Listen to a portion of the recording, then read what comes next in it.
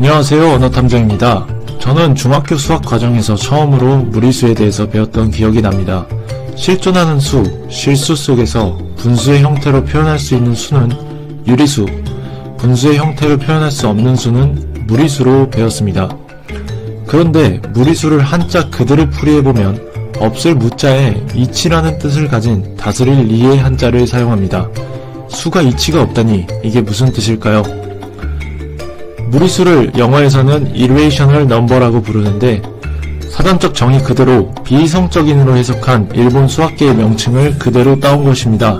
오늘은 왜 무리수가 비이성적인 수라는 이름을 가지게 되었는지 알아보도록 하겠습니다.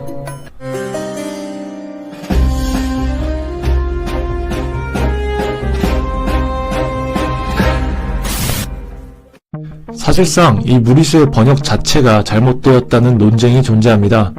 irration을 사전적 정의 그대로 비이성적인 이라는 것으로 번역할 것이 아니라 이렇게 나누어 비율을 나타낼 수 없는 수, 즉 무비수라고 번역해야 한다는 주장이 존재합니다. 무리수의 정의를 봤을 때 분수, 즉 비율로 표현할 수 없는 수라는 뜻을 설명하기에 무리수보다는 무비수가 적합한 것으로 보이기도 합니다. 그러나 무리수의 발견에 대한 이야기를 살펴보면 비이성적이란 수라는 이름도 일견 의미가 있어 보입니다. 무리수의 발견을 살펴보려면 우리가 잘 아는 한 인물을 소개해야 합니다. 무리수와 마찬가지로 중학교 수학에서 배웠던 개념 중 피타고라스 정리는 매우 유명합니다. 피타고라스는 기원전 6세기경 에게해의 사모스 섬에서 태어난 것으로 추정됩니다. 피타고라스는 제자들과 함께 학술 연구단체인 피타고라스 학파를 만들었습니다. 철학, 수학, 자연과학 등을 가르치며 모든 수업 방식은 기록을 금하고 구두로만 행해졌습니다.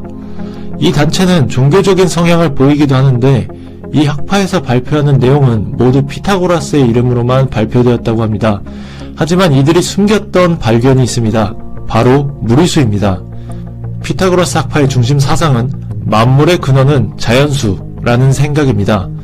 그러나 아이러니하게도 이 중심 사상을 깨트리는 무리수가 피타고라스 정리에서 쉽게 발견될 수 있습니다.